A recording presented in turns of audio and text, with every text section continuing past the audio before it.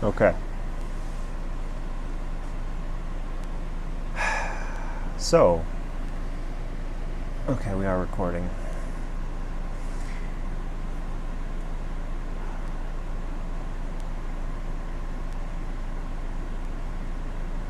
So, for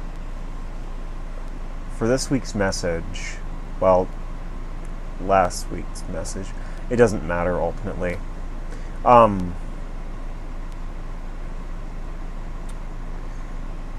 this is about compassion.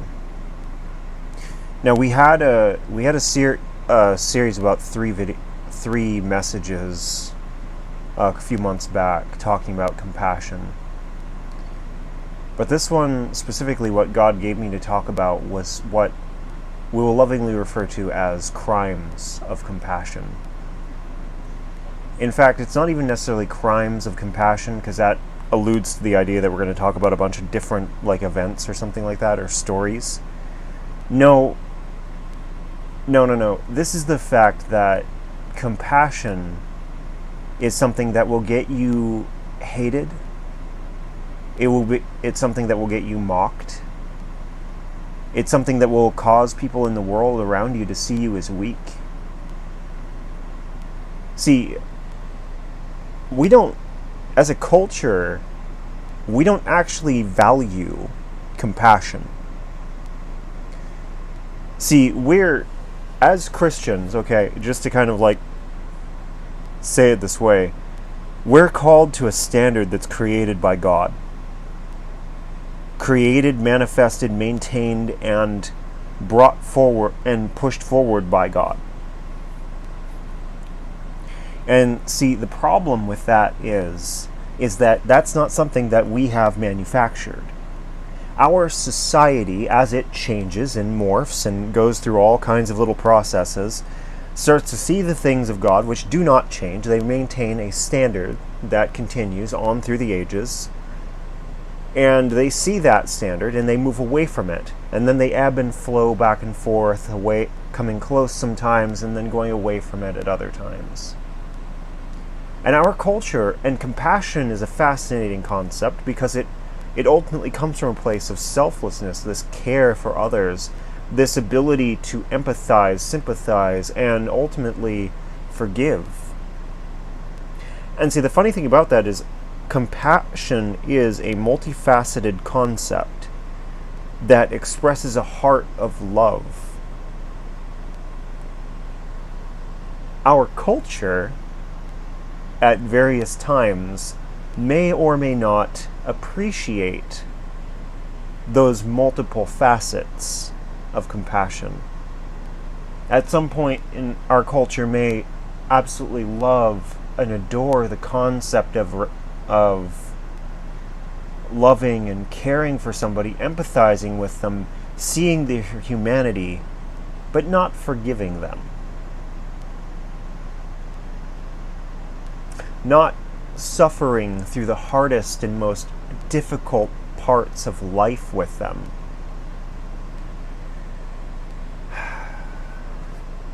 Or, in many cases, even the reality of laws. Our laws can become the kind of things that actually inhibit the ability to show compassion.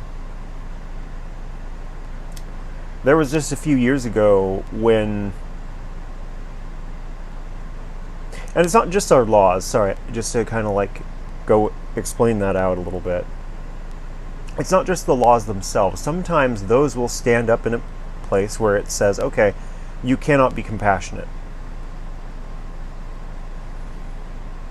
Other times, it's how we use those laws. We as a culture will look at people who are sinning, who are committing crimes here, and even though they might be doing something that's completely innocuous or completely innocent in so many different ways, they could be doing something that is actually really good. But because it's breaking the law, they're criminals and they deserve horrible punishments. Like the thing that Nurse did. Shh. Shh.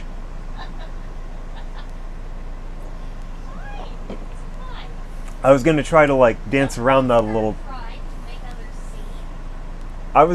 I was gonna bring that up, but I was gonna move around a little bit to preserve her just in case somebody ever sees this. It could come back to her. Yeah, that's what I thought about too, and then it just came out. Yeah, we have a story about a nurse, Hey. a nurse at an unknown hospital of an unknown name, Right. who is kind of like an example of a lot of things that I'm going to be talking about.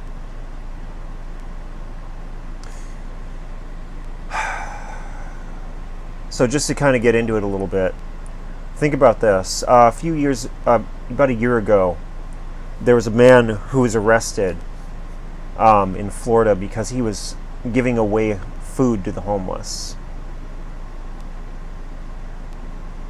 An act of compassion that was punished by law.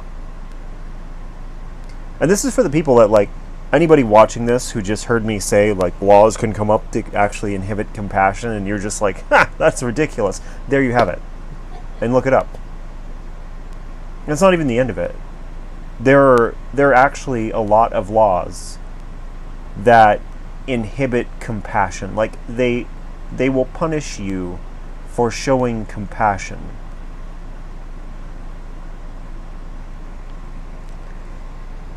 The reality is that human laws, the things that we construct, and it's not just that. Like, there are so many things out there. Like, a lot of people were upset about Trump using ICE to just like remove people from the country, when in reality those were laws that were put in place back during 9/11 or after 9/11. And back at that point in time, we were all for it. It's just the laws were put into place now-ish, or they were acted on. We do stuff like that. We as a people, we get scared, or we get angry, or we just get stupid sometimes. And we come up with these ideas, and we construct a means by which to execute those ideas that can be absolutely and entirely destructive to ourselves. It's a thing we do. And if you go down in society, like, American culture's easy to see so many different things. I mean, we are a shame culture. Most of our methodology, most of the way by which we function and get people to function as well, comes from shaming each other and ourselves and everyone around us. It comes from our old puritanical roots, and it consistently goes on and forward throughout our culture. There's no compassion in shaming people. There's no seeing the humanity of another person, honoring that humanity and waiting with them for them to grow past it. No, it's just like, I'm going to make you feel like a piece of garbage until you change and do better. That's our culture in so many ways. We're constantly shaming each other. It's why, in church you have women, you have like young girls in youth group being asked to change their clothes because they're making the boys feel a certain way. And they don't bother teaching the boys how to handle that.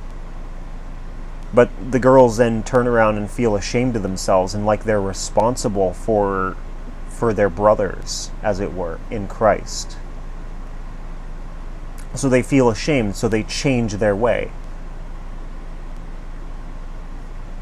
I mean, it's even in like our culture's rife with it. It's not just like, I could talk about the church for an hour. I could also, Like a sick day. oh god, yeah, when you take a sick day, it's, Even if you're not supposed to be there when you're sick, you still, in a lot of situations, you're going to catch like some crap from other people. yeah, Because they,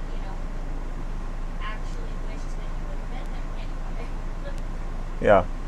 I don't know how well the mic's picking up Heather at this point, but the thing is like she brings up the example of sick days and the way that a lot of people in the workforce, they feel too ashamed to take sick days or to stay out of work on their days off. They're afraid that they're going to get like punished by their boss for, having their day off, their scheduled day off, by sticking to that instead of like answering the phone and like coming into work when they're called in. And what's worse is then you have other people looking down on you for it. And it's just like, it was your day off. You were supposed to have that day. It was yours. And you gave it up in order to not have everyone at work make you feel like a piece of crap.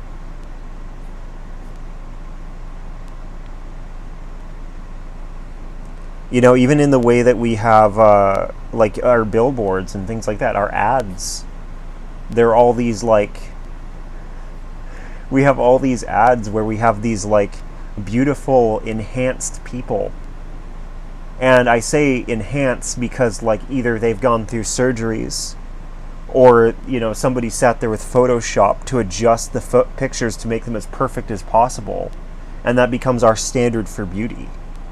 And we feel ashamed of ourselves for not meeting that standard, that impossible, completely manufactured standard that literally had to be done with either X amount of like money and surgery, or more often these days with like time spent doing Photoshop. It's not fair, but everyone looks at us like we're not attractive or we're not good enough if we don't meet those standards. That's our culture. That's what we live in. There's no compassion there. Everything's about like performance or how adequate you look, how adequate you are. Everything revolves around this kind of constant state of everyone pushing and pulling and demanding something of you that you can't possibly achieve. And it puts us all in these constant states of never feeling good enough. We can't look at ourselves as children of God and be happy with that, because everything around us says that we're not good enough. We've spent our entire lives from our childhoods being told that we're not good enough, that we don't measure up, that nothing we ever do will ever be good enough. And as a result of that, we can't enjoy this. It's all meaningless. We stand there and we're told, Jesus loves you, and we're just like, but I'm so terrible. Why? Why are you so terrible? Why are you unlovable? Is it actually because you've done any like significant sins? I've sat here for years. I've been serving as a leader in the church for 10 years. 10 years now. I used to be a Satanist who would summon demons and take them around with me to actually like try to destroy people psychologically. And I have people telling me that they're going to burst into flames walking into the church because they cheated on their girlfriend back in college. I was a legitimate enemy of God. You made a mistake because you were drunk, and you think you're going to burst into flames. I can't sometimes. I really can't. It's hard to be nice sometimes. But that's the thing, is what leads us into that place is compassion. Because we understand each other. When we start looking at each other as being human beings, when we start seeing each other, appreciating each other for who we are, things change. What's more is this aspect of like meeting each other where we're at and honoring that. That's essential for being a follower of Jesus Christ. See, Jesus had compassion on everybody. See, we make standard, like we take compassion and we pick and choose who we will apply it to, right? I mean, just to those watching, let me ask you a question. Do you have the same level of compassion if you see somebody sick and, they just lost their job. Do you have compassion on them? Sure. Sure, of course. But what if they're what if they're a little racist? Do you still have compassion on them? Or do they now deserve their lot in life? What if they're a pedophile? Do they deserve everything that's going wrong with them?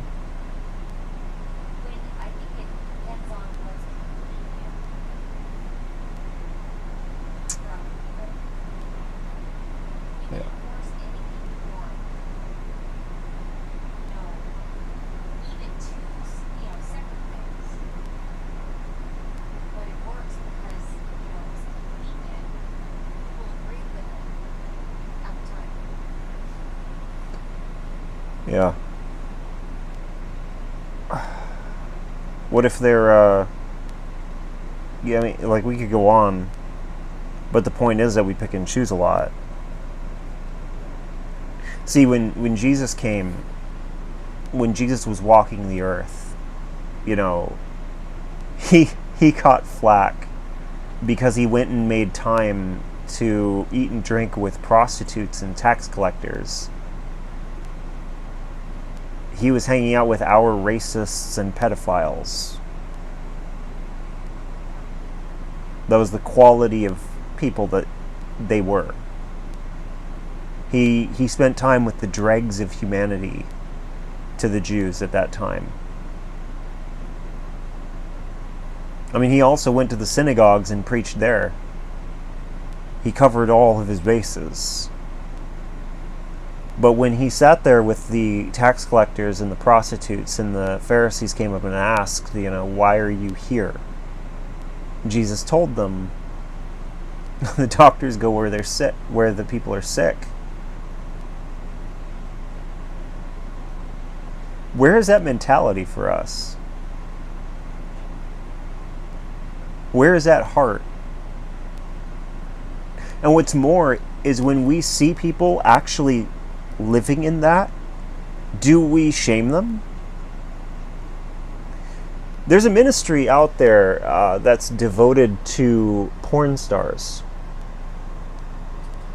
They go out to the like the porn conventions, and they'll set up their stand, and they'll give out Bibles and spend time talking to all these porn stars about God and about the hope that he has for them,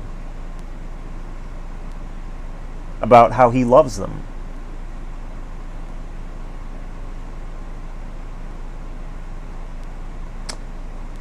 A lot of Christians don't actually have a lot of compassion for people in that line of work. They look at people in that line of work and say, well, they want that. They've made their choice. I'm going to wring my hands over them. Nobody tries. Nobody tries to talk to them. They just judge them and walk on.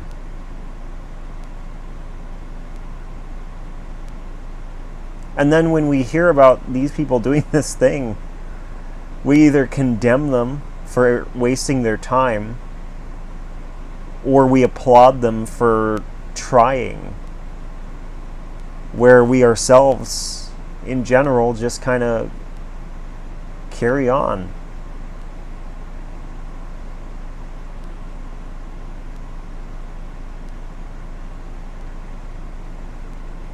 Compassion for people is hard. Having compassion and living it out. And oftentimes you'll find yourselves being ridiculed or punished or mocked in our culture.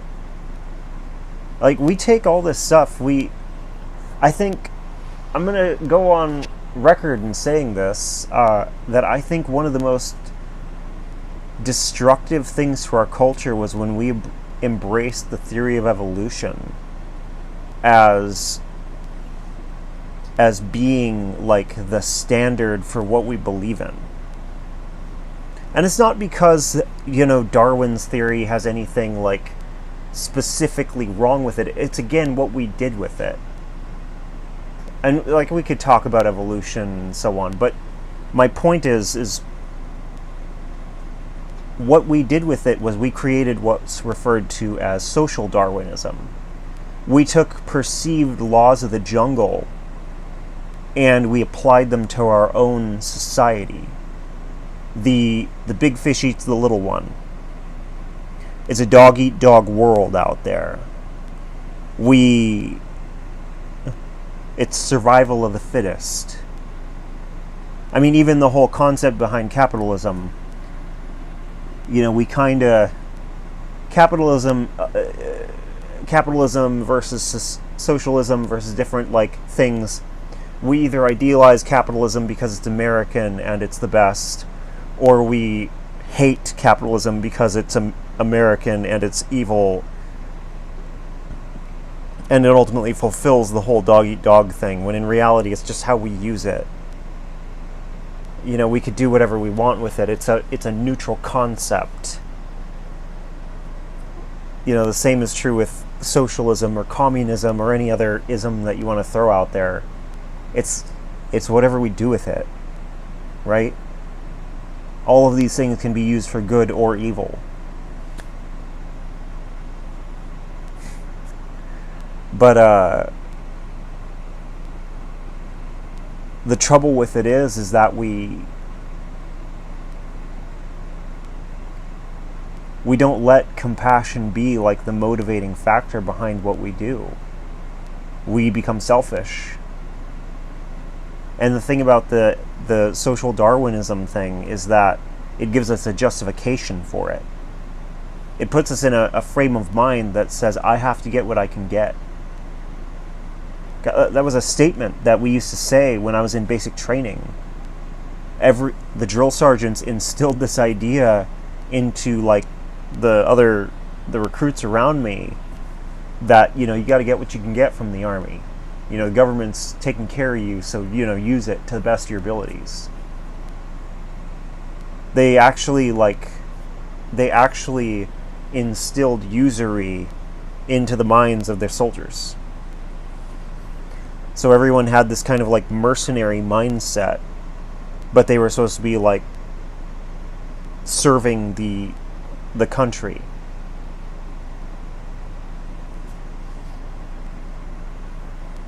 It's why, like, a lot of vets, you know, they don't have a strong opinion of civilians.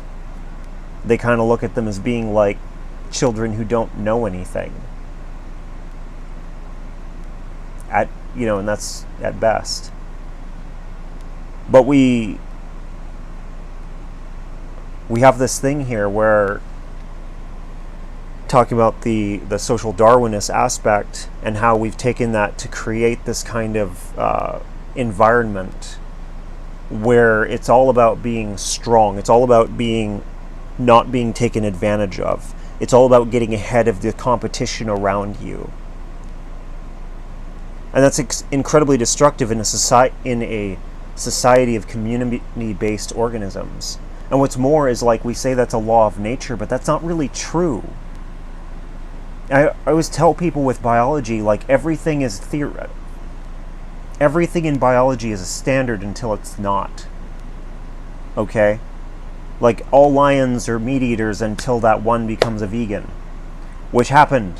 And it lived a long, happy life as a vegetarian lion. And the thing that happens with this particular attribute, when we look at the world and say, well, you know, it's dog eat dog, all the animals kill each other, all this stuff, it's like your natural laws are not as concrete as you like to imagine. You haven't seen, if you believe that, you haven't seen a leopard take on and try to take care of the baby gazelle who it just ate the mother of.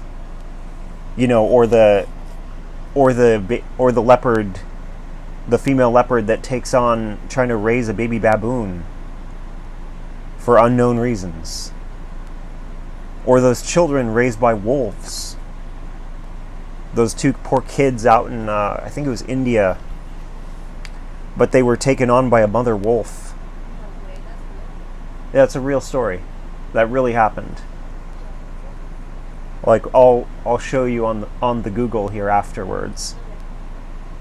But you know, the thing of it is, and it's not even just that. You have so many different examples. You have what's called mutualism or mutual symbiosis, which is when two completely different species work together in order to get food.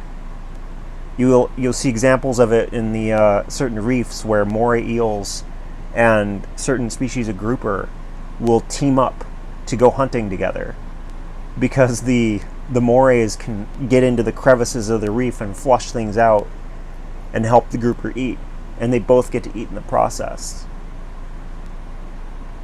You have a better example, though, is when you see like humpback whales rushing in to save the day because there are killer whales in the air attacking another group of whales, or sharks nearby, and the humpbacks just decide, oh, okay, yeah, you don't get to attack those dolphins.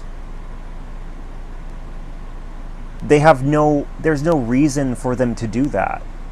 If the predator is attacking some other type of animal, the big whale is safe. On top of that, it's an enormous animal.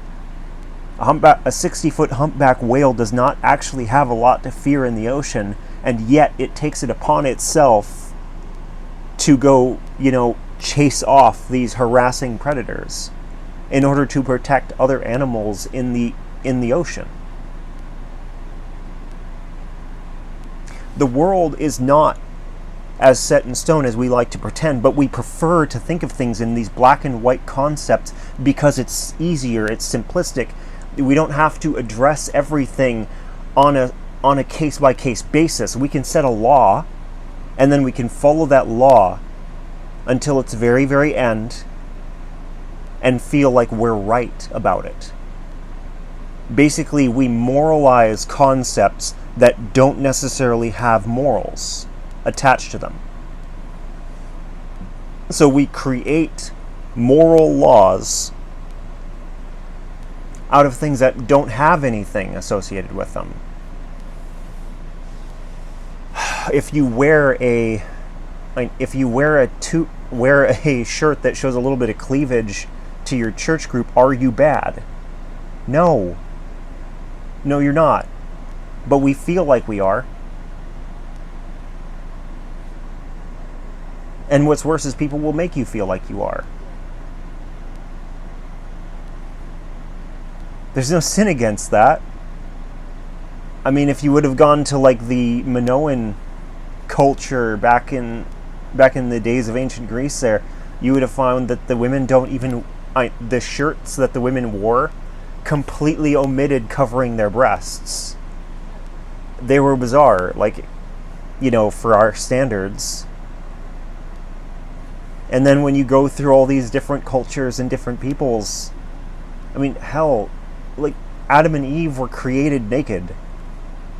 The only reason why they started wearing clothes was because Satan came along and told them they were naked, and they felt shamed by that.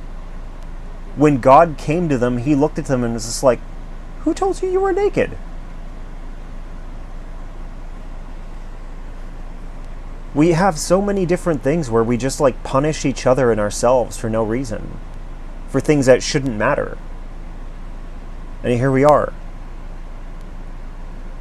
Even in our culture, the curvy versus not so curvy girls. Yeah, the curvy girls versus not so curvy girls. Yeah, I mean, so if you're a skating with a stick and you're showing some cleavage, right. Nobody's really going to say much. Exactly. But if you've got big curves and everything, you're going to be judged way more harshly.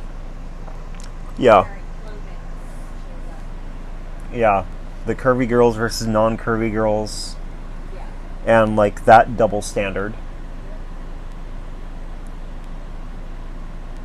I mean, another random one, just for funsies, was I saw online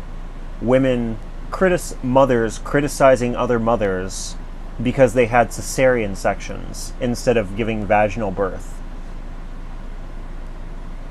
I thought it was a joke when I first saw it, and then I found out that people actually felt that way, and I'm just like, Oh, yeah, that's real. okay.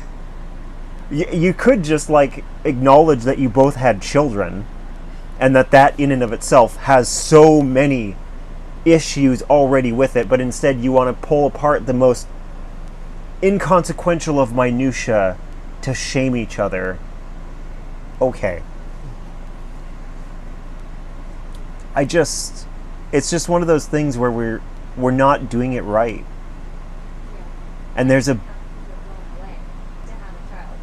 right.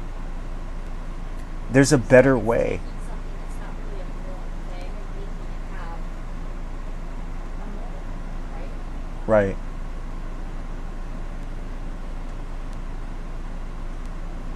But there's a better way.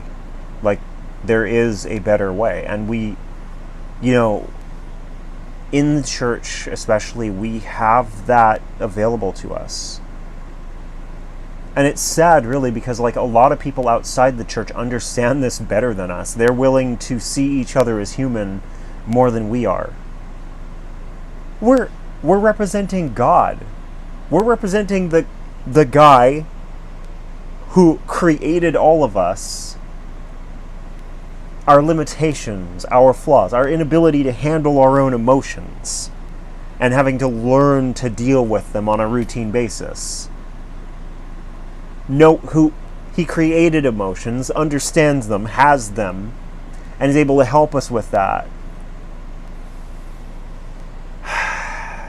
Jesus came and illustrated this since he suffered through so many different things. Rejection and loss and defeat. When he watched his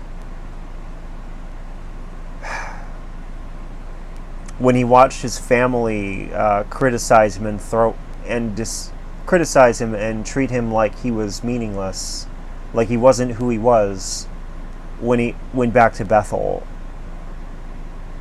or Nazareth, I mean. When he lost John the Baptist.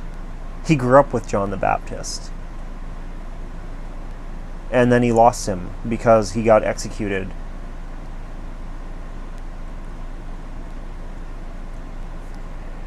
When he was rejected, in I think it's John 6, it tells a story about the about the loaves and the fishes. He does it twice, the whole, like, loaves and fishes thing. And on this one, he does it, goes across the lake, and those people follow him. And when they come to him, he tells them about who he is.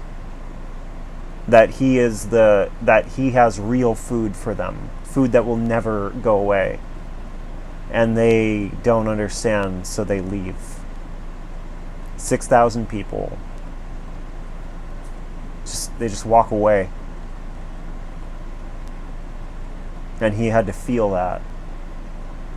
Jesus Christ, the King of Kings, the Lord of Lords, the one who died for our sins, got rejected by 6,000 people because they couldn't understand his message. And yet, in every single thing, he came forward.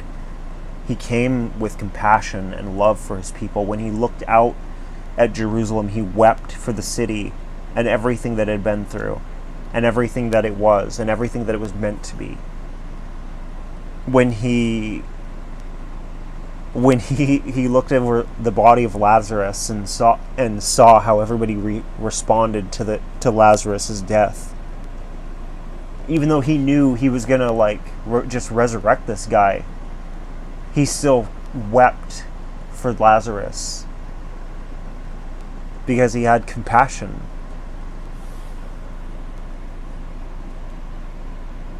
And the thing about it is that, like, that would seem, to some of us, that would seem silly, that he would feel so strongly for somebody who was just going to save anyways. But it's not. It's part of being human. Jesus was human. As much as he was God, he was human.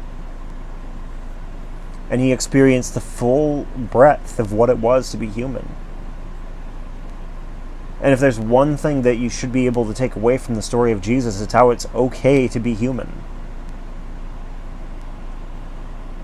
And we don't give ourselves that at all.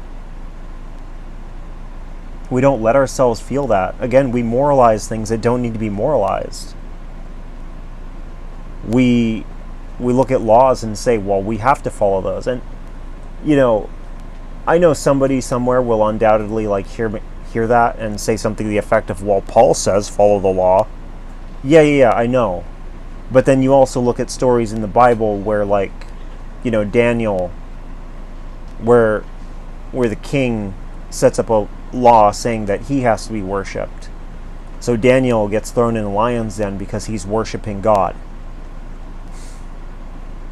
I highly doubt that I highly doubt that Paul would actually agree with you on this concept if you're going to be justifying things that are actually opposed to the Spirit of God, and you're trying to say, well, we should follow them anyways. That's just not true. And it's a little jarring that we do that kind of thing. Sometimes we have to break the law in order to love, in order to be compassionate. We wouldn't have missionaries in China if we were following their laws, or because it's illegal to be Christian there. So, yeah. Yet we still go there and we spread the gospel.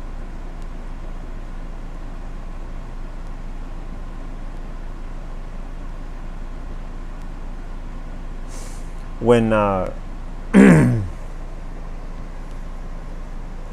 truth is that we get really caught up in what's convenient. Heather was saying this earlier. I don't know if it came through, but she was talking about convenience. And one of the problems that we run into is that convenience is a significant thing for us. In the American church, especially.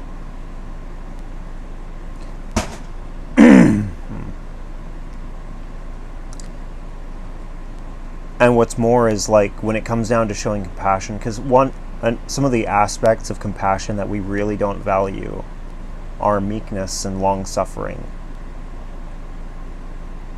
See, meekness is effectively the concept of patiently waiting for things to change, to grow.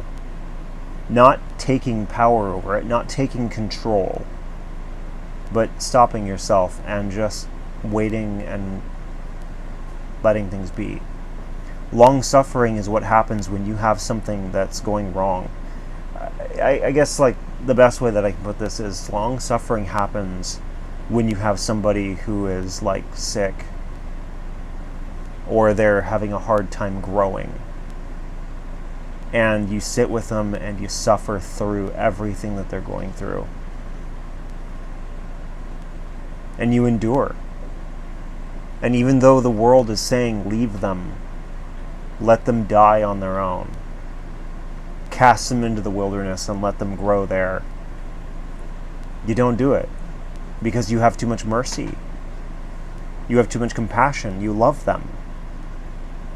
And obviously I'm not talking about people who are physically abusive and all that kind of stuff. Obviously that's not what I'm referring to. What I am referring to, though, are the people who just don't get it. I'm referring to the types of people who just keep making stupid mistakes again and again and again because they just can't get it through their heads. You tell them to go to God with their stuff, and they're just but God doesn't care. And then little by little, they start to understand that He does. And little by little, they start to make changes. They start to grow. And this isn't just for Christians. I mean, for anybody outside the church, we all have these people. These people who just are, I'll try to be PG-13 about it at least, and say that they're all flub ups. That's more like rated R. What was that? I would say that's more rated R. Okay, well, I tried to be PG-13. But that's all that matters.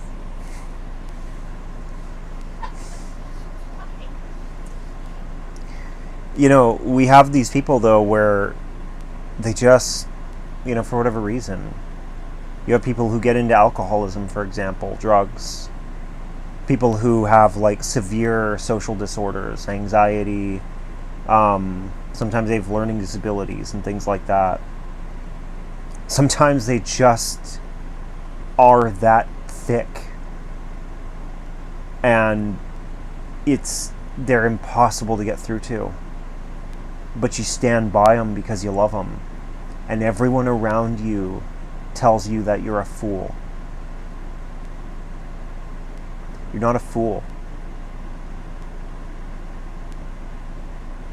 I'll just tell you that straight up, that there's nothing wrong with having that level of compassion, that you're willing to meekly suffer for the long haul, trying to help this person, trying to be there for this person who just isn't getting it, or a group of people. That's what compassion looks like. That's the side of compassion that we don't value. In the church, everything is about accomplishment. Everything is about, like, we dramatically overvalue success rates. We think that if we get somebody into the building, then we've succeeded. We have this evangelistic kind of like developed mindset that doesn't understand what it is to endure. And outside of the church, we have all these weird constructs. Like I talked about social Darwinism, there's a reason I bring it up. Because everyone in the world's going to tell you, ditch that person. They're dragging you down. But you can't, can you? And there's a reason for that. And you're not bad for not.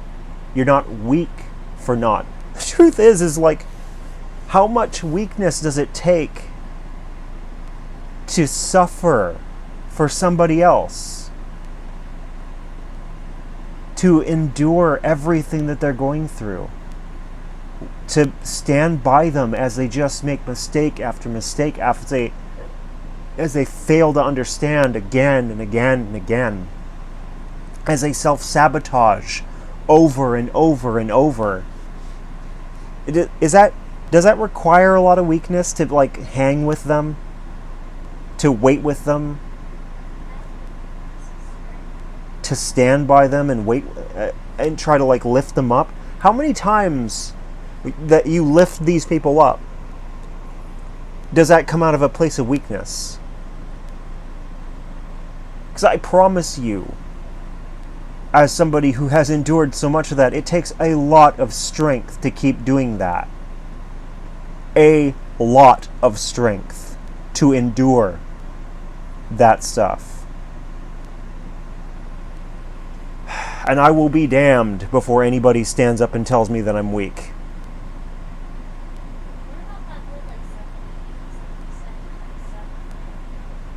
Yeah. When Jesus says, forgive them 7 times, 77 times. Yeah.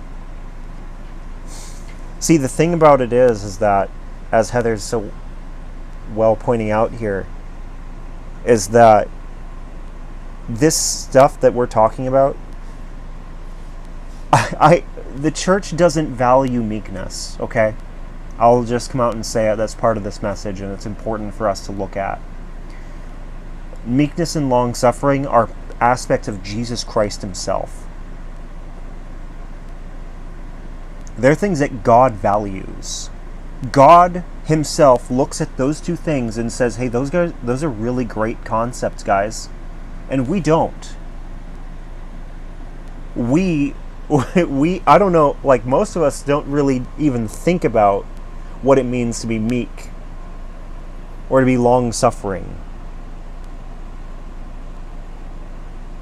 And then here we've got Jesus talking about how, when the disciples come up and ask him, how many times should we forgive somebody? And he's just like, how many times are you told to? And they're like, well, 77 times. And he's just like, actually, let's multiply that a lot more. We don't get anywhere without forgiveness in the church. Okay? Every one of us has sinned. Every one of us will sin again. Like, that might not be a popular statement. That might not be something that we want to think about. But when you do, it's true.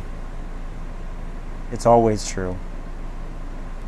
I remember times when, I thought I was so good. I was when I was in my early 20s, I would go just days without sinning. I would do no physical sin, no emotional stuff. I would just be I was so good, and then I get really proud. Really, really proud of myself. And then that pride would just kind of grow. And suddenly I'm looking down on the people around me because they're not good enough. They're not on my level.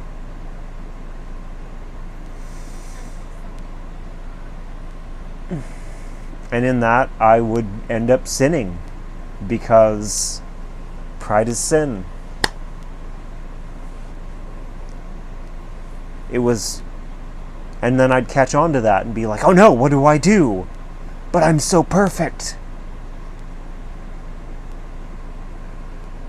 In reality, my heart was just completely off because I was judging my perfection based on my performance, which was completely missing the point of the gospel.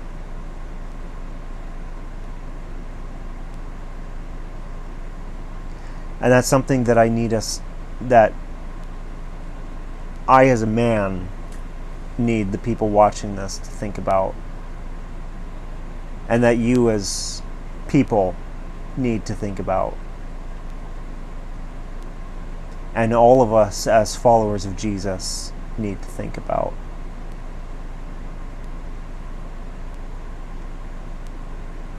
Are we gaining our value based on our performance?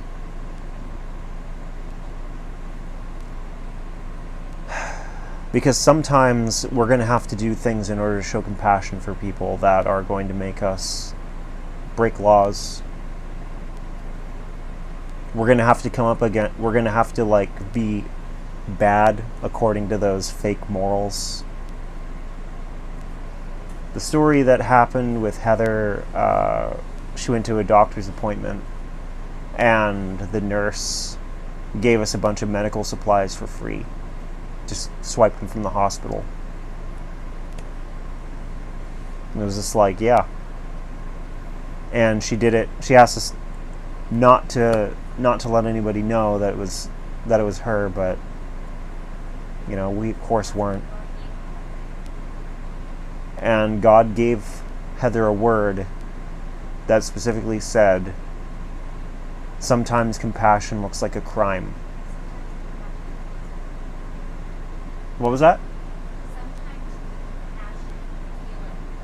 Sometimes compassion can feel like a crime. Sorry. That's true.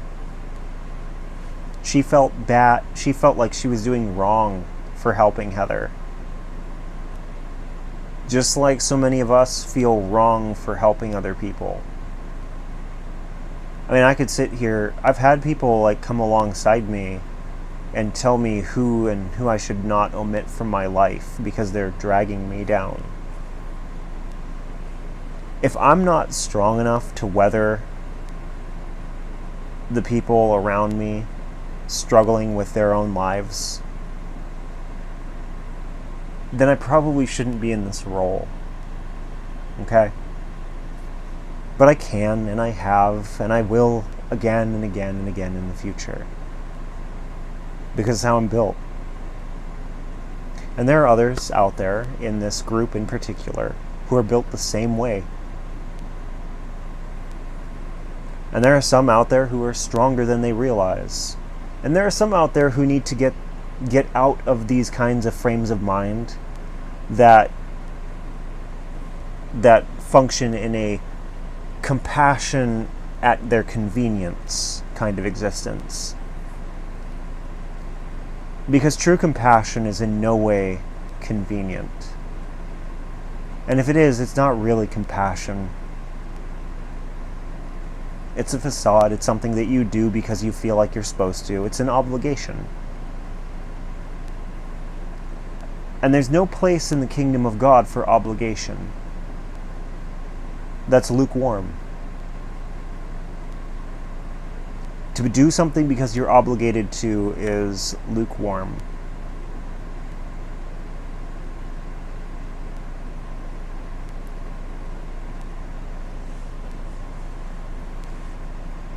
And that might be kind of harsh in a way, but it's also the truth.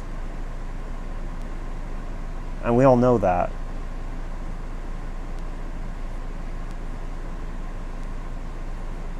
God doesn't ask for your performance. He asks for your heart. Jesus didn't die so you could pretend to be a good Christian. He died so that you could be. He died and he rose and his spirit went out and will live with those who want it to.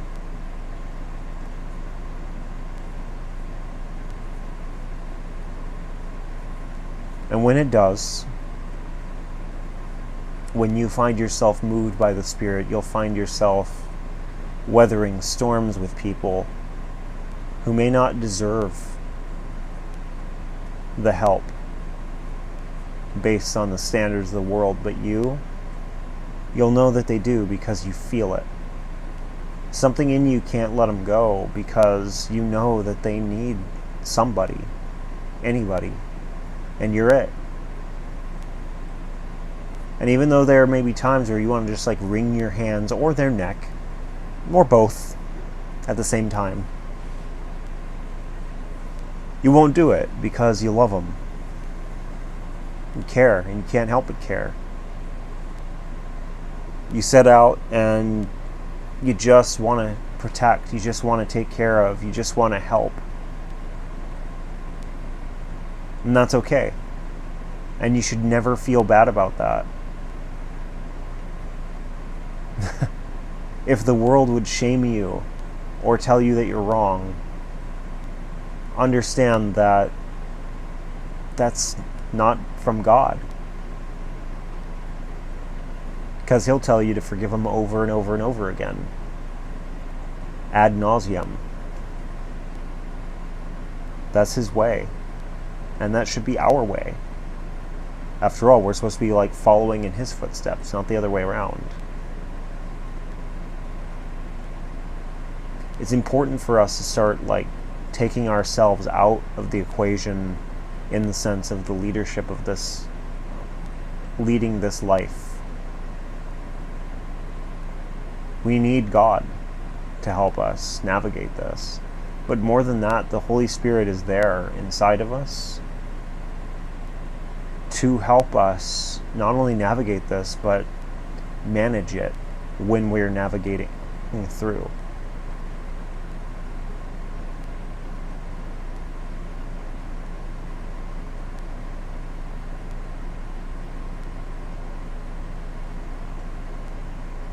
So it's something to be aware of and something to be open to. And something to be given to.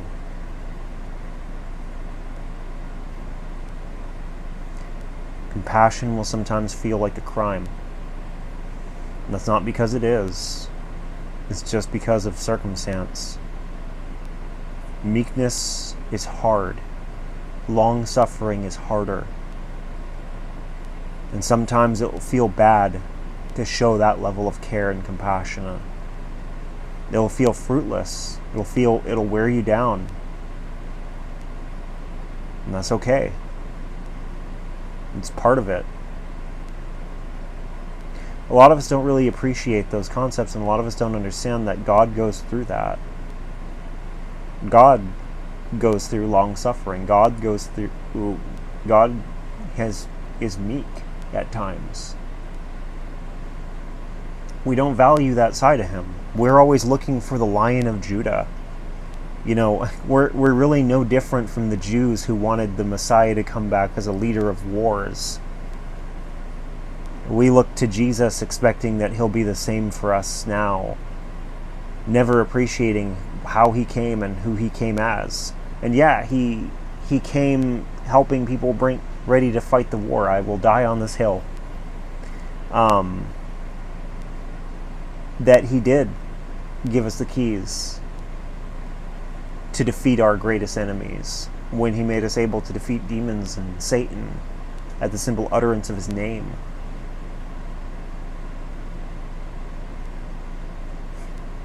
We can cast them out because Jesus' name is stronger than them, than their dominions and their commitments to wherever they are in the world.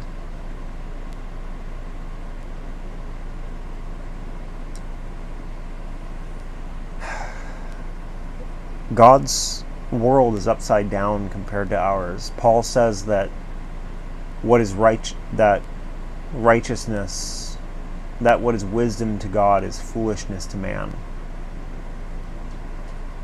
And we see that. We should be aware of that possibility every day, especially when we start looking at things that the world's telling us need to be different.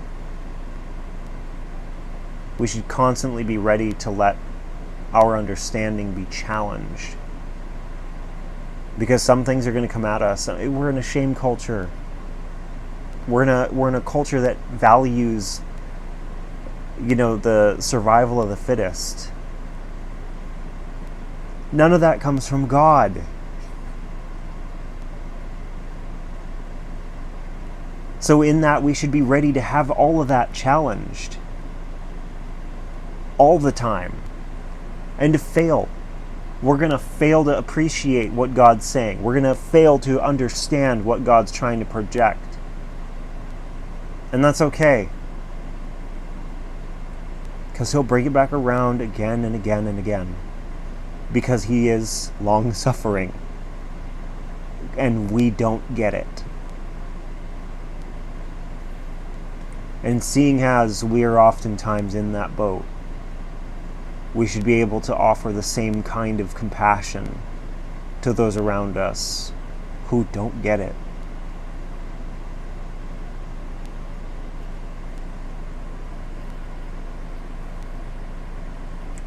This is stuff to dwell on, to think about, and to be transformed in.